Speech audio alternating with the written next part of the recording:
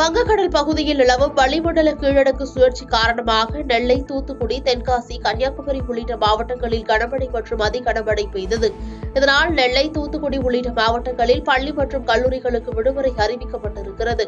தென் மாவட்டங்களில் பெய்து வரும் கனமழையை தொடர்ந்து 4 மாவட்ட ஆட்சியர்களுடன் முதலமைச்சர் மு.க.ஸ்டாலின் காணொலி காட்சி மூலம் ஆலோசனை நடத்தினார். இதில் அமைச்சர்கள் உதயநிதி ஸ்டாலின், தங்கம் தென்னரசு, தலைமை செயலாளர் சிவதாஸ் மீனா உள்ளிட்டோர் பங்கேற்றனர். இந்நிலையில் ஆளுநர் ஆர்.என். ரவி தமிழ்நாட்டின் வெள்ளம் பாதித்த தென் மாவட்டங்களில் தற்போதைய நிலவரத்தை மறு ஆய்வு செய்யவும், மீட்பு மற்றும் நிவாரணத்திற்கான அதிகபட்ச வளங்களை திரட்டும் சாத்தியம் குறித்தும் விவாதிக்க மத்திய அமைப்புகள் மற்றும் ஆயுதப்படைகளின் உயரதிகாரிகளுடன் ஆலோசனை நடத்தவுள்ளார். இந்த ஆலோசனைக் கூட்டம் இன்று சென்னை ராஜ்பவனில் நடைபெறவுள்ளதாக தகவல் வெளியாகியுள்ளது.